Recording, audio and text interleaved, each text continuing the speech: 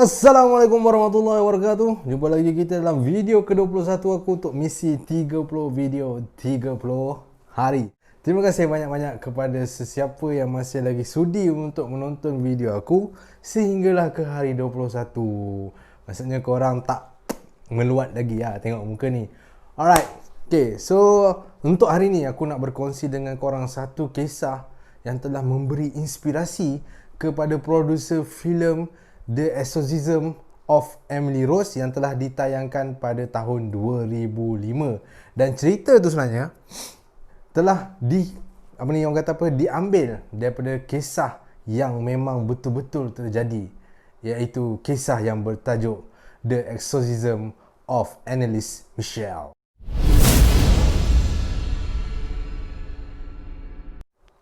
So, kisah ni bermula pada tahun 1969 di Bavaria, Jerman, di mana seorang gadis yang bernama Anneliese Michel yang berusia 16 tahun pada asalnya adalah seorang budak yang periang dan pandai dalam pelajaran. Namun begitu, tiba-tiba dia ditimpa dengan masalah di mana dia sering mengalami sawan tanpa sebab, selalu pitam, dan yang paling orang kata macam scary sikit, bila dia tidur dia selalu kena tindih.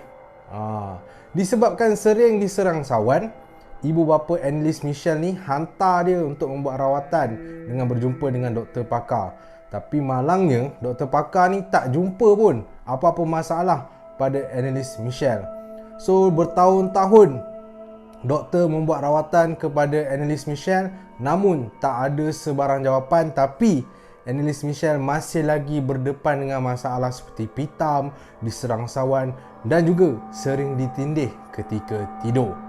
So disebabkan hal itu, doktor pun dia sarankan kat mak ayah Anneliese Michel ni, dia kata dapatkan bantuan daripada paderi, kerana kemungkinan besar Anneliese Michel punya masalah ni tak berkaitan dengan perubatan moden. Okay, so mak ayah Anneliese Michel pun bersetuju untuk memanggil dua orang paderi supaya membantu Anneliese Michel ni. Okay, sebab keadaan semakin meruncing apabila Anneliese Michel dia mengadu kat mak ayah dia yang dia sering terdengar bunyi ketukan misteri dan juga bunyi suara orang berbisik. Okay, mula-mula mak ayah Anneliese Michel ni dia ingat macam anak dia ni berhalusinasi lah, sebab dah banyak sangat makan ubat, dah banyak sangat buat rawatan kan. Tapi rupa-rupanya suara misteri, ketukan misteri tu bukan saja didengari oleh Anneliese Michel, tapi turut didengari oleh adik-beradik Anneliese sendiri. Okay, so paderi dipanggil datang ke rumah dan paderi tu pun membuat saringan terhadap Anneliese Michel tentang apa yang berlaku kepada dirinya.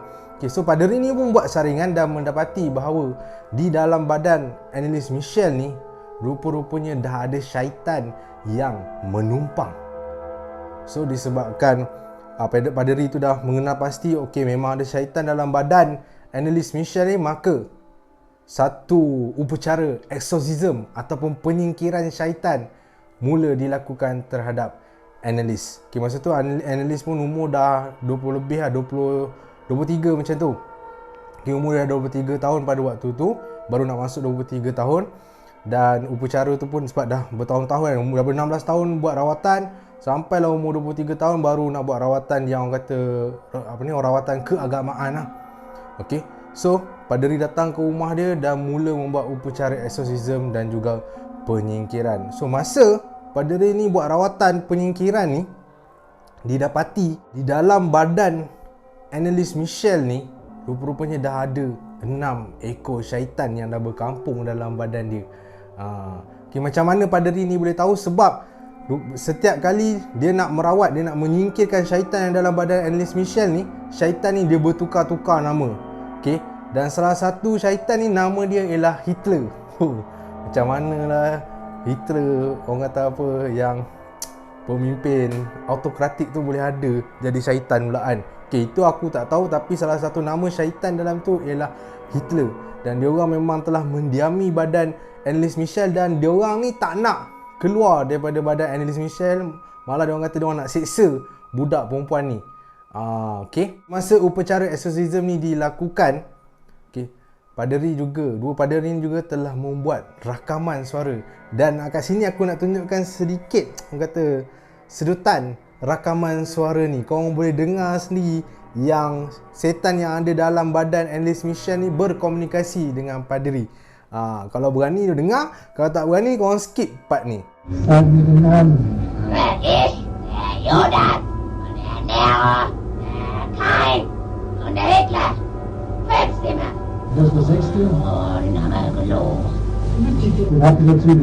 So macam dah dengar, dia rasa macam meremang sikit tak? Kan? Itu korang tak dengar full. Dia ada yang full punya audio, korang boleh search dalam YouTube. Okay, berkenaan dengan rakaman suara semasa upacara exorcism yang dilakukan terhadap Annelise Michelle. Okay, so rawat setelah 60 kali, lebih 60 kali rawatan exorcism dibuat terhadap Annelise Michelle.